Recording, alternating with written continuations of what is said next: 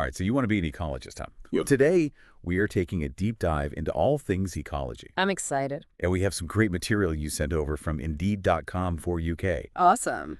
It's their guide to ecologist interview questions and answers. So, Oh, this is going to be good. yeah, we're gonna break it down. What do interviewers really want to see? Yeah. And how to just nail that interview. Right. You know, and maybe we'll even uncover some of the secrets of what really motivates these nature champions. Yeah. What makes an ecologist tick? Yeah, exactly. You know, I think what's interesting about this Indeed guide is that it reveals like a real shift Okay. in the role of an ecologist these days. Oh, interesting. Like, it's not enough to be brilliant in the lab anymore. You know, you really need to be able to influence policy. You got to be able to get communities on board with conservation. Right. And maybe the biggest thing is that you have to be able to make science understandable to just regular people. Yeah. That's key to success now. Yeah, I see what you mean. It's like they're becoming this bridge between the scientific world and everyone else. Like, they're not just studying nature, they're advocating for it. Totally. All right, so let's jump into it. Okay.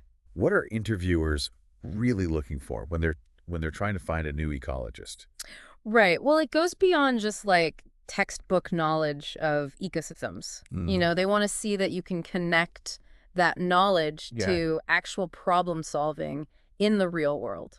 Give me an example. Like, what would that look like? Okay, so let's say you're researching coral reef health, Okay. but then like a new law is passed that restricts access to certain zones to protect endangered species. Okay. How do you change your study without, you know, messing up the quality of your data? Yeah. That's the kind of real world puzzle ecologists are dealing with all the time. Okay, so it's almost like they're playing like ecological chess or something. Totally. They're always thinking a few steps ahead and adapting to this like always changing board. Yeah. That's a good analogy. Yeah. And speaking of change, the guide also like really emphasizes communication skills. Big time, because ecologists aren't just up in labs anymore. They're collaborating with, you know, policymakers, local communities, all sorts of people. So it's not just about being a scientist. It's about being like a storyteller, too. Oh, absolutely. You have to be able to take these complex scientific findings and communicate them in a way that anyone can understand. Yeah, like your grandma could get it. Exactly. Think about it. How would you explain your research to your grandma? Yeah. Could you make it clear and interesting without, you know, boring her with jargon? Right. That's the skill we're talking about. So it's like being like a science translator almost. Oh, making this complex world understandable and relatable. Yeah. Okay, so enough with the big picture. Let's get tactical. All right. So let's break down some of those classic interview questions. All right, let's do it. And see how we can just knock them out of the park. Let's go. First up, what sparked your interest in ecology? Oh, I bet you've got a good story about this one. I'm sure you do too. Yeah. But this is all about connecting with the interviewers. Right. On like a personal level, right? Yeah, remember that anecdote in the guide about like childhood camping trips? Yeah. Fostering a love of nature? It doesn't have to be camping though, right? It could be anything. Anything. But think back to like what first made you interested in ecology. Was it, you know, exploring your backyard? Yeah. Was it a nature documentary you saw? Wow. Or maybe even a family trip to the zoo? I like that. You know, that personal connection often fuels the most dedicated ecologists. Yeah, I love that it's about tapping into that initial spark that led you down this path. Absolutely. Okay, what about this one? Can you describe a key achievement as an ecologist? Oh, this is your chance to shine. Yeah. But instead of just listing off accomplishments, you know, tell a story. Remember the example in the guide about leading that reforestation program? Yeah. It highlighted the challenges, the teamwork involved, and the positive impact it had on biodiversity. So it's not just about what you achieved, but how you achieved it. Exactly. Think about a project where you faced some real obstacles. Yeah. Used your skills to overcome them and made like a real difference. Yeah. Maybe you helped restore a degraded wetland. Yeah. Or discovered a new species. Cool. The key is to showcase your problem-solving abilities and your passion for making a positive impact. That's when you get to show off your eco-superhero skills. Right. Okay, next up is a question that kind of links back to what we were talking about earlier. How do you present complex ecological findings to non-scientific audiences? Yeah, the guide had some good advice on this one, talking about clear language and using visuals. Yeah. Think about it this way. If you were explaining your research to someone who's never even taken a biology class, Okay. How would you make it interesting and understandable? Right, so it's about finding those common threads Exactly. that make the science, relevant to people's everyday lives. Yeah, like instead of talking about carbon sequestration, Mm, maybe you talk about trees being like giant air filters. I like that. And don't be afraid to get creative. Yeah. Use analogies, Right. real-world examples, even a little humor So- to make your findings memorable. Yeah, it's about making science accessible and engaging, Absolutely. which is super important these days. Yeah. Okay, let's move on to a question that really gets to the heart of what it means to be an ecologist. Describe an instance when you encountered an ethical issue in your work. Ooh, this is where you demonstrate your integrity Yeah. and commitment to responsible research. The example in the guide was about research potentially harming an ecosystem, Right. and it emphasized the ecologist's responsibility to find solutions that minimize the impact. That's a great example. Yeah. But think about your own experiences. Mhm. Have you ever faced a situation where you had to make a tough decision? To protect the environment or the Oh. integrity of your research. Yeah. Maybe you had to modify your study design Mm. or even speak up against something that felt unethical. Right. This is your chance to show that you take your responsibility as an ecologist seriously. Yeah. It's not just about being a scientist. It's about being a steward Totally. with the environment and an advocate for ethical practices. Yeah. Okay, on to a question that's probably on everyone's mind these days. What are your thoughts on climate change? Right. Well, this is your chance to showcase your understanding of the biggest environmental challenge of our time. Yeah. But don't just state the facts. Okay. Think about how climate change specifically relates to your area of interest within ecology. So if you're passionate about marine biology, you might talk about the impact of rising sea levels on coral reefs. Yeah, and how your research could help inform conservation efforts. Yeah, it's like you're saying, I'm not just here for the science. I'm here to make a difference. Okay, so we've tackled some of the most common interview questions, but now let's zoom out a bit Okay. and think about what really sets a great ecologist apart. Yeah. What are those qualities that make someone really stand out? The kind of person who goes beyond just checking off the boxes. Yeah. Well, I think a great ecologist is a blend of scientist, detective, and storyteller. Ooh. They're What? not just passionate about nature. Hmm. They're driven problem solvers Right. who can translate their knowledge into action Yeah. and inspire others to join the cause. I love that image, the ecologist as a detective unraveling the mysteries of the natural world. That's it. And it's clear from the FAQ section of the guide that continuous learning is key in this field. Oh, absolutely. New discoveries are being made all the time. Yeah. Technologies are advancing rapidly, Right. and our understanding of the environment is constantly evolving. So you got to stay ahead of the curve. A great ecologist is always seeking to expand their knowledge Yeah. and adapt to new challenges. It's like being on a never-ending adventure of discovery, I love that. which is pretty cool when you think about it. Yeah. All right, so that's it for part 1 of our deep dive into becoming an ecologist. But don't worry, there's plenty more to come. Oh, yeah, we're just getting started. When we come back for part 2, we'll explore how technology is like revolutionizing the field of ecology It's changing everything. and what skills you'll need to thrive in this tech-driven world. Yeah. Get ready to geek out. But before we go, I want to leave you with a question to ponder. Okay, hit me. Think about this. What's one thing from this Indeed guide that really surprised you or made you think differently about the role of an ecologist? Interesting. Hold on to that thought, and we'll Okay. pick it up in part 2. I'm looking forward to it. Welcome back. So, did anything from that Indeed guide really jump out at you? You know, it was that whole section about incorporating technology into ecological research. Yeah. It got me thinking, we always picture ecologists out in the field, binoculars in hand, but it seems like the field is changing so rapidly. It's not just about hiking through forests anymore. Right. I mean, picture this. You're piloting drones over these vast landscapes, Wow. using satellite data to track animal migrations, Mhm. and, crunching numbers that reveal hidden patterns in ecosystems. Technology is giving ecologists superpowers. That's quite an image, ecologists as tech-savvy superheroes. Yeah. But that also raises the question, what kind of tech skills do you actually need to be successful in this field? Right. Well, besides a solid understanding of ecological principles, Of course. you'll need to be comfortable with data analysis, statistical modeling, and maybe even some coding. Really? Yeah, think about it. You're collecting massive amounts of data from drones, sensors, satellites. Yeah. You need the skills to make sense of it all. So it sounds like ecology is becoming a blend of science and data science. It really is. That's fascinating. Yeah. But I imagine those tech skills also open up a whole new world of possibilities for research. Oh, absolutely. We can now study ecosystems on a scale that was unimaginable just a few decades ago. I mean, we can track changes in real time, Wow. model future scenarios, and even use artificial intelligence to identify patterns we might have missed otherwise. That's incredible. But I'm also curious about the human side of things. Yeah. The guide mentioned the importance of connecting with other experts and Yeah. being part of professional organizations. Oh, that's crucial. Networking and collaboration are essential for any ecologist, especially in such a rapidly evolving field. Right. Think of it as tapping into a collective brain trust. I like that. You can learn from others' experiences, share your own insights, Yeah. and stay ahead of the curve.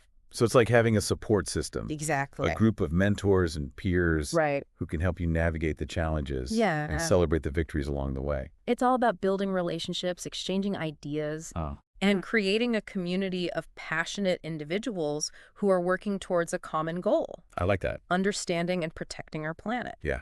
Speaking of challenges, Okay. there's another question in the guide that really got me thinking. What do you see as the biggest challenge in ecology today? Oh, that's a big one. It's such a broad question. Where do you even begin? It is a big question, and it doesn't have an easy answer, Right. but I think it's an important one to consider. Okay. It forces us to think about the so what of our work. Why does ecology matter? Yeah. And what are we ultimately striving for? Yeah, I think for me, the biggest challenge is bridging the gap between scientific knowledge and action.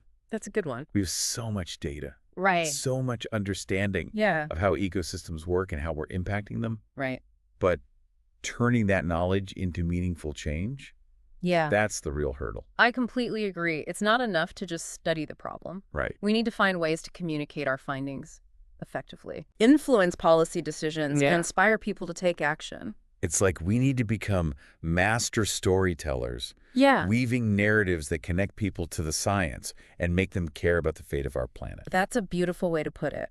Right. And that brings us back to the importance of communication skills. Right? Full circle. It's a recurring theme throughout this guide. Yeah. And for good reason. Whether you're presenting your research to a scientific audience, Yeah. explaining complex concepts to the public, Right. or defending your findings against misinterpretations, clear and compelling communication is essential. It's like the glue that holds everything together. It is.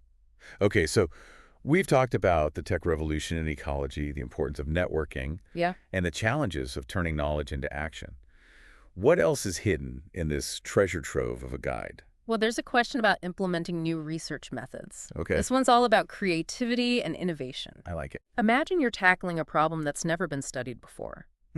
How do you come up with a new approach? Right. What tools and techniques do you use? It's like being a scientific pioneer, Yeah. forging new paths, Right. and pushing the boundaries of what's possible. Exactly. And it's not just about being clever. Okay. It's about being resourceful. Maybe you have to adapt existing methods, combine different approaches, or even invent something entirely new. Cool. The key is to be adaptable and willing to experiment.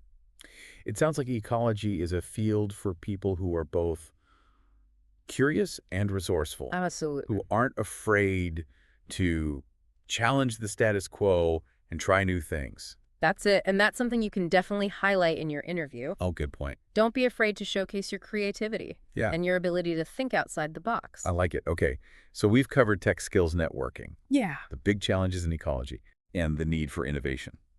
But there's one more question from the guide that I want to touch on. Okay. And it's a bit of a tricky one. How would you handle a situation where your results were being misinterpreted or misrepresented? Oh, that's a great one. I don't It know. really gets to the heart of the responsibility that comes with being a scientist. Yeah. Your research has the potential to inform policy decisions, shape public opinion, Right. and even impact the lives of others. That's a lot of weight. You have to be prepared to defend your findings, clarify any misunderstandings, and ensure that your work is being used ethically and responsibly. It's like being a guardian of scientific integrity. Exact. Making sure that your research is being used to make the world a better place. Yes. Not to further agendas or spread misinformation. Precisely. And it's not always easy. Right. You might face pushback from people who don't like your findings, Yeah. or you might see your work being twisted or taken out of context. It sounds like you need a thick skin and a strong moral compass to navigate those situations. That's true. But it's also about being a clear and effective communicator. You need to be able to explain your research in a way that is understandable, accurate, and persuasive. So it's not enough to just be right. Right. You have to be able to convince others Yeah. that you're right Yeah. and that your findings matter. Exactly. And that brings us back full circle to the importance of communication skills. Again. It's a recurring theme throughout this guide, Yeah. and for good reason. Yeah. Whether you're presenting your research to a scientific audience, Right. explaining complex concepts to the public, or defending your findings against misinterpretations, Right. clear and compelling communication is essential. It really is. I think we've covered a lot of ground in this second part of our deep dive. Okay. We've explored the tech revolution, the importance of networking, the big challenges in ecology, the need for innovation, Right. and the ethical responsibilities of being a scientist. It's a lot to think about. It is, but the adventure's not over yet. Oh, no. When we come back for part 3, we'll shift gears and get into the nitty-gritty of actually building a career in this amazing field. Okay. We'll talk about different career paths, job prospects, and what you can do to stand out from the crowd. Sounds good. But before we wrap up this part, I have a challenge for you. Okay, I'm ready. Think about this. If you could use technology to solve one pressing environmental problem, what would it be and why? That's a good one. Let that simmer in your mind. Okay. We'll pick it up in part 3. All right, welcome back to the final part of our deep dive. I'm really curious to hear what environmental problem you tackle with the power of technology.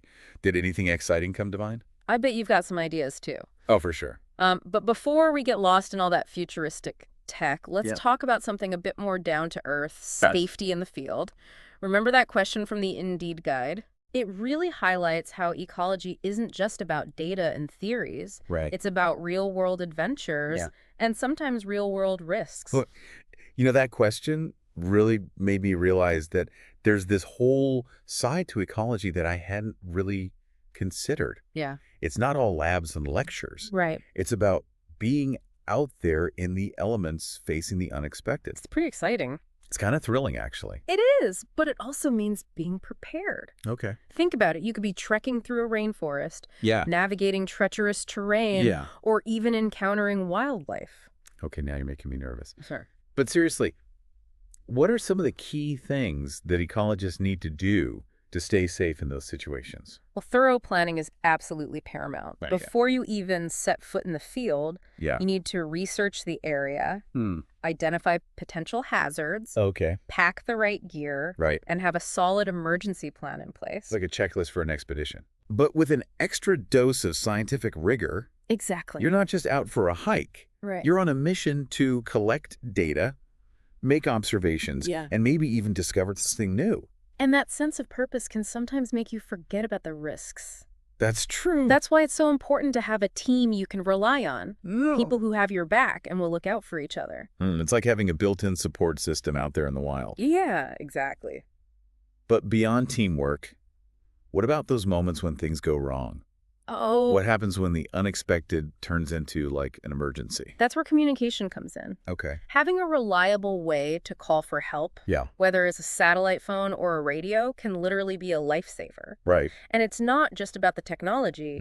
It's about knowing who to contact. Okay. And having those clear protocols in place. It's like having a lifeline back to civilization. Yeah. Knowing that help is just a call away. But hopefully, with careful planning and a good dose of common sense, those emergency calls won't be necessary. Let's hope not. Fingers crossed. And, you know, safety isn't just about protecting yourself. Right. It's about respecting the environment. Absolutely. And the communities you're working in. Yeah. That means minimizing your impact, Okay. following ethical research practices, Mm. and engaging with local communities in a respectful and culturally sensitive way. That's like being a good guest in nature's home. I like that. Treading lightly and leaving things as you found them. That's a good way to put it. Okay, so we've talked about the adventure Yeah. and the risks. Hmm. Now let's talk about turning this passion for ecology into an actual career. Mm. What does the path to becoming a professional ecologist look like? Well, the good news is there are more paths than ever before. Really? Some ecologists work in academia, Oh, doing research and teaching at universities. Yeah. Others work for government agencies, shaping environmental policies and regulations. And there's a growing field of ecologists working in the private sector Okay. for consulting firms or conservation organizations. So you could be a professor, a policy advisor, or even an entrepreneur. Exactly. The possibilities are pretty diverse. They are. But with so many options, where do you even begin? Yeah, that's the question. What advice would you give to someone who's just starting out on this journey? I'd say the most important thing is to gain experience. Okay. And I don't just mean academic experience. Wes. Volunteer for research projects, Yeah? join environmental organizations, get your hands dirty, Yeah, I like that. and learn from people who are already doing the work you aspire to do. So it's like building a portfolio of real-world experiences. Yeah, A collection of stories that showcase your passion, your skills, and your commitment to the field. exactly. And as you gain experience, you'll start to figure out what kind of ecologist you want to be. Maybe you're drawn to field research. Maybe you're passionate about policy. Or maybe you want to start your own eco-venture. I like that. It's a journey of self-discovery, both in terms of understanding the natural world Right. and understanding your own place within it. I love that it's about finding where your passion intersects with the needs of the planet. That's it. I think we've covered just about everything in our deep dive into the world of ecology. I think so. We've talked about the skills, the challenges, the rewards, and the many paths you can take to turn your passion into a fulfilling and impactful career. What are your final thoughts? You know, I think the most important thing to remember is that ecology is a field driven by passion. Absolutely. It's about a deep love for the natural world, a curiosity about how it works, Yeah. and a desire to protect it for future generations. Yeah. If you have that fire in your belly, the rest will follow. Beautifully said. And on that note, we'll wrap up this episode of The Deep Dive. Thank you for joining us on this incredible journey into the world of ecology.